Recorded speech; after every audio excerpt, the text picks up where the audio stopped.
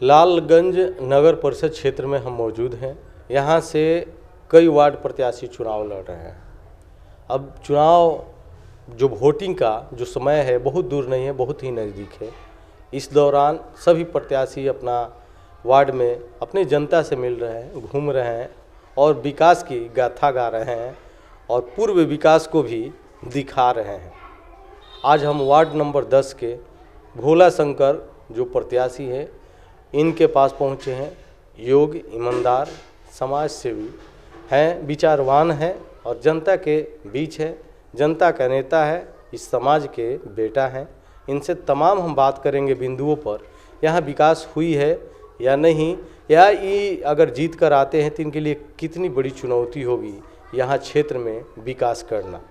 Bihar news में आपका स्वागत है। जी, सबसे पहले मैं बिहार न्यूज़ वाले के जितने भी साथीगण आए हैं मैं उनको तहे दिल से नमस्कार करता हूं, प्रणाम करता हूं। मेरा सवाल है, आप चुनाव लड़ रहे हैं, क्या लक्ष्य लेके इस बार चुनाव लड़ रहे हैं आप? मेरा लक्ष्य यही है इस मैदान में वार्ड नंबर 10 में उतरने का। मैं इस वार्ड का रहने वाला भी व्यक्ति हूँ। समाज के प्रति दो चार ऐसा चीज़ कमियाँ था जिसको मैंने समाज के पास रखा। बहुत सारे नेता लोग जीते, हारे, आए भी, लेकिन हमारे समाज में जो मूल कमी था उस चीज़ को किसी ने आज तक पूरा नहीं किया। सबसे पहला मेरा कमी था मेरे वार्ड नंबर 10 में, मतलब नली गली सड़क का और शिक्षा का अभाव था। शिक्षा का इतना अभाव मेरे वार्ड में था कि मेरे वार्ड के बच्चे लोग पढ़ने के लिए दूसरे वार्ड में जाते थे। जब से नगर पालिका बनी, लालगंज नगर पालिका हुआ, तब से अभी तक कितने नेता आए गए, पर किसी ने इस शिक्षा के लिए नहीं सोचा।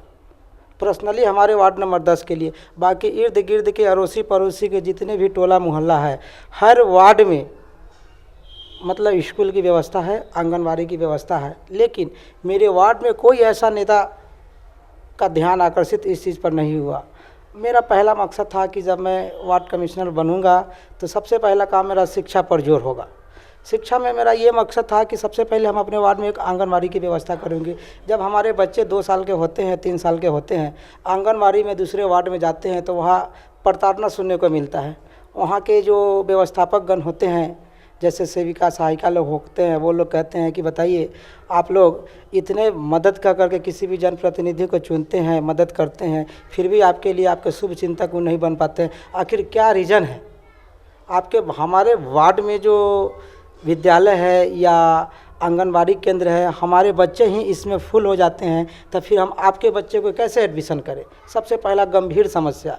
ठीक उसी प्रकार जब हमारे बगल वाले टोले के स्कूल में जब जाते हैं हमारे बच्चे, जब किसी भी प्रकार किसी दूसरे आंगनबाड़ी में पढ़ करके पास होते हैं, जब मध्य विद्यालय में एडमिशन कराने की बात आती है तो वहाँ बहुत सारा समस्या उत्पन्न होता है। वहाँ सबसे पहले यही प्रस्ताव रखा जाता है कि हमारे पहले वार्ड के बच्चे का एडमिशन हो जाएगा तब आपका एडमिशन होगा। हमारे वार्ड के बच्चे से अगर एडमिशन फुल हो जाएगी तो आपके बच्चे हमारे विद्यालय में नहीं पढ़ सकेंगे। हमने यह प्रस्ताव जनता के पास रखा कि अगर आप लोग का हम बेटा है, अगर आशीर्वाद दे करके कमिश्नर बनाने का काम कीजिएगा तो सबसे पहले मेरा यह मुद्दा होगा कि हम अपने क्षेत्र में एक स्कूल और दूसरा ये आंगनबाड़ी केंद्र का हम प्रस्ताव रखेंगे। उसके बाद हमारे समाज में जो आप आए हैं, पूरे क्षेत्र तो घूमे ही हैं, उसमें देखे हुए कि नली का क्या स्थिति है, रोड का क्या है। रोड एकदम जर्जर है, घर से लोग का पानी बहता है, रोड पर सारे आम छितराता है।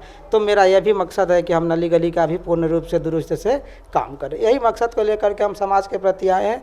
अभी तक तो जनता का आशीर्वाद है, आगे अगर जनता आशीर्वाद बनाए रखेगी तो हम जनता के कसौटी पर जरूर उतरेंगे और उतरकर हम अपने जो जनता के प्रति विश्वास रखे हैं वो आगे भी बरकरार रखेंगे। देखिए, इस बार आप चुनाव लड़ रहे हैं, जनता के बीच जाते होंगे, जनता से बात होती होगी आपकी। सबसे जनता क्या सवाल करती है आपसे, या आपसे क्या मांग करती है, या जनता के क्या शिकायत रहती है? जनता का सबसे पहला शिकायत विद्यालय है। चूँकि अम्बेडकर जी हमारे कहे थे कि एक रोटी कम खाओ पर बच्चे को ज़रूर पढ़ाओ। शिक्षा वो शेरनी का दूध है जो पिएगा वह ललकारेगा।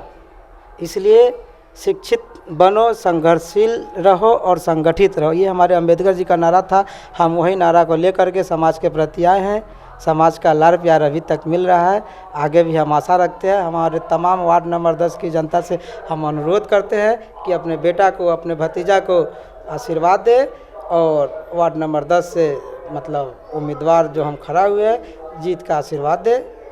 हम जनता के उम्मीद पर ज़रूर खरे उतरेंगे। देखिए, जब कहीं भी किसी वार्ड में जब योग्य प्रत्याशी जब चुनाव लड़ते हैं, ईमानदार व्यक्ति समाज सेवी जब चुनाव लड़ते हैं, तो इन्होंने जो शब्द कहा, अम्बेडकर जी का ये शब्द है कि शिक्षा वो श्रेणी का दूध है जो पिएगा वो ललकारेगा ही।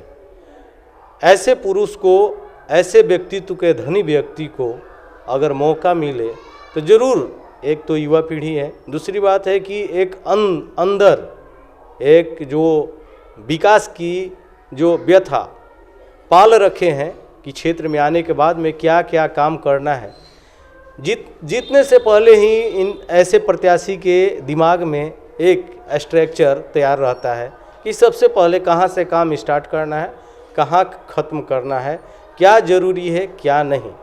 विकास पुरुष, विकसित पुरुष और शिक्षित योग्य जो व्यक्ति होते हैं उनका विचार ऐसे ही होता है। हम यही बात बार बार कहते हैं हर जगह के जनता से, यहाँ की भी जनता से कर रहे हैं, आपकी नज़र में जो भी प्रतिनिधि अच्छे हो उनको सपोर्ट करें, वोट करें और योग्यता जो है वो ज़रूर उस पर ध्यान दें और आपके विकास से, आपके समाज से जुड़े हो, इस बात को ध्यान रखें। और मेरा सवाल है, कहीं थोड़ा सा बंद कराइए, आवाज़ आ रही है थोड़ा सा जी। एक और सवाल है मेरा कि अगर आप जीत कर आते हैं यहाँ चुनाव में, तो क्या लगता है आपको कि सबसे पहले जो आपने जो कहा कि शिक्षा पर व्यवस्था पर काम करेंगे, उसके बाद में कई ऐसे काम होंगे जहाँ आपको सख्त काम की ज़रूरत होगी, आप कुछ बताइए। सर, वो हम हर संभव प्रयास करेंगे, कोशिश करेंगे, जो हमारे समाज हित में होगा वो हम हर काम करेंगे। लेकिन मेरा सबसे पहला मुद्दा है शिक्षा का। शिक्षा के लिए हमको इतना प्रताड़ना सहना पड़ता है। स्वास्थ्य व्यवस्था की जहाँ तक बात रही तो थोड़ा सा आप भी देख रहे हैं, चरमराई पे है हुआ है। हमारे बगल में क्या बोलते हैं अस्पताल है, उसमें हमारे समाज के लोग जाते हैं तो थोड़ा सा ये सुनना पड़ता है, मतलब बहुत सारी समस्या उत्पन्न हुई है ना। हाँ, ऐसा है। अगर लोग शिक्षित रहेंगे ना तो 90% हमारा समस्या हल हो जाएगा। यहाँ जो हम देख रहे हैं जिस तरह से आपके धरातल पर आप भी देख रहे होंगे, ये तो पूरे क्षेत्र आप घूम रहे हैं। जी बिल्कुल। क्या लग रहा है कि नल जल का स्थिति हो? नल जल का स्थिति की जहाँ तक बात रही सर, वो फेलियर है। आवास योजना हो? आवास योजना मतलब सारे आम लूट घसोट पड़ा हुआ है। ये बड़ी समस्या पूरे ये वार्ड नंबर 10 की मैं बात नहीं कर रहा हूँ, पहले 19 वार्ड थे। पूरे 19 वार्ड में जब आप जाइएगा पता कीजिएगा तो सारे जगह आपको लूट घसोट की चर्चा मिलेगी। कहीं कम है तो कहीं बेसी है, लेकिन है तो ज़रूर। तो मेरा ये भी मकसद है कि जब हम जीत करके आएंगे तो भ्रष्टाचार और भ्रष्टाचारियों दोनों को ख़त्म करने का हम प्रयास करेंगे। इस बार कहाँ अपने आप को, कई प्रत्याशी हैं चुनाव में लड़ रहे हैं, सभी लोग जीत का दावे कर रहे हैं। अब तो सर्वश्रेष्ठ जनता है, जिसको मौका देगी वही जीतेंगे। और जनता चुनाव से पहले ही ये रणनीति बना लेती है किसको वोट करना है, वो जनता के ऊपर है। लेकिन आप कहाँ अपने आप को देख रहे हैं? हम सर जनता के प्रति अपना श्रद्धा व्यक्त करते हैं, जनता के प्रति दिन रात गुजारते हैं। कोई भी ऐसा समस्या होता है उसके बेटा की तरह मदद करते हैं, चाहे वह सुख हो या दुख हो। 12 बजे रात को भी जनता अगर हमको खोजती है तो हम उसके दरवाजे पर 5 मिनट के अंदर में ज़रूर मिलते हैं। बस जनता जनार्दन है, जनता का आशीर्वाद जिस तरीक़ा से हमको मिल रहा है, उम्मीद है, आशा है, विश्वास है कि ज़रूर हम विजय होंगे। यही जनता से हमारी गुजारिश है, प्रार्थना है।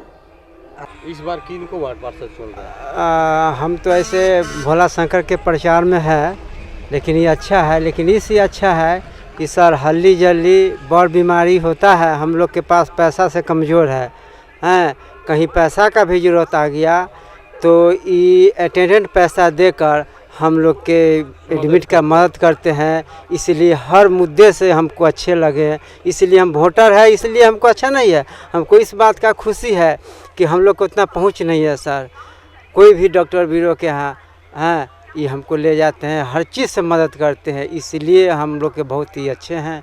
और इसके आगे हम क्या बताइए, आप पढ़े लिखे हैं? पढ़े लिखे हैं सर, इंटर किए हुए हैं सर। हम इसलिए आपसे सवाल कर रहे हैं कि आप जो जवाब दिए बहुत बिल्कुल अच्छा बोले कि हर मुद्दे से ये परफेक्ट है। हमको सर ऐसा लगता है सर कि ये गरीबों का एक छोटा सा बैंक है, मसीहा है और बैंक भी है सर।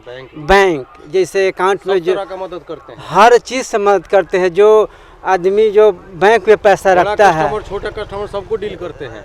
हाँ, सब मदद करते हैं। मदद करते हैं, लेकिन सबको इस बार क्या लग रहा है आपके क्षेत्र से? हम तो इनको प्रचार में सर बहुत बड़ा क्या स्थिति है? जनता क्या चाह रही है? बदलाव चाह रही है? बदलाव तो चाह रही है सर इस बार। हाँ, इस बार बदलाव।